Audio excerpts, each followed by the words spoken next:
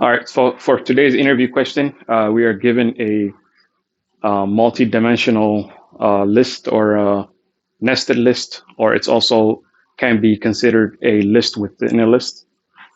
So here, our first list, here's the brackets for it. And inside of it, it has 6 items. Uh, it's separated here by commas.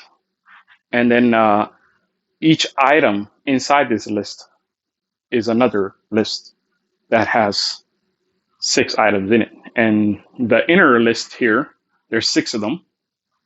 They contain, as you can see, all ones and zeros. And this is supposed to represent like a matrix. And in the matrix, basically, the interview question asks us to find how many islands of ones there are, and the way is easier to imagine. The way to think about this problem is to think of the ones as land and the zeros as like a body of water.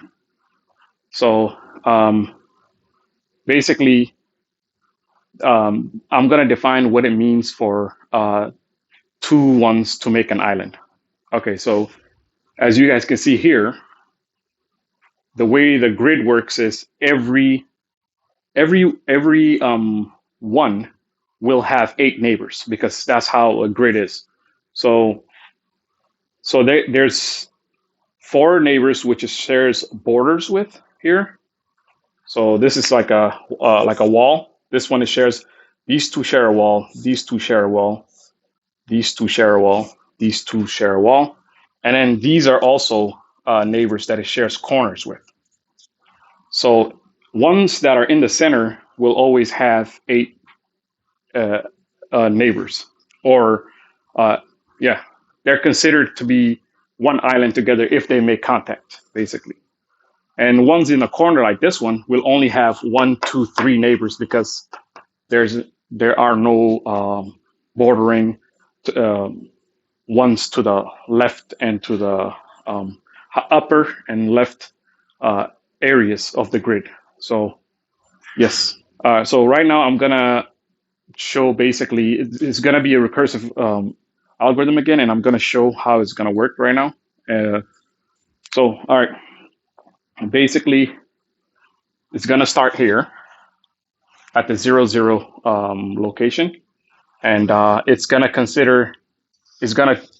explore the 8 neighbors here, and if it finds a 1, then it recursively gives the control to that one, and this one will check for its neighbors, which is finds this one here, because this one they're touching corners basically, kind of like this. So that one is to the bottom right of this one. So they're considered to be the same island. And then this one is sharing borders in the upper right corner. So it will be considered as part of the island. So will these 4 here, because this one is touching all these 3. So they'll be all considered. And then for here, this one is touching corners again. This one is also touching. This one is also. So already we'll find one island, and then we will have a counter called count,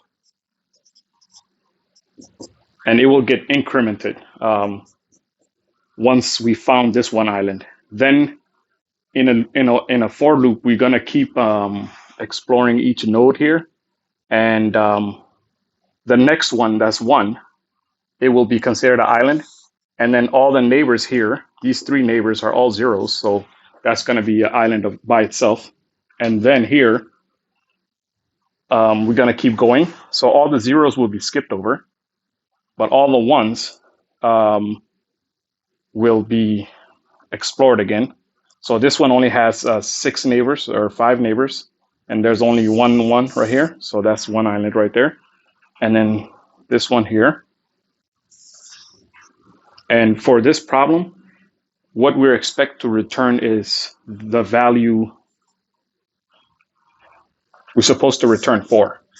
That's going to be the solution. And For the second part, I will show the implementation, how I implement it, and that's going to be for part 2. All right, that's it.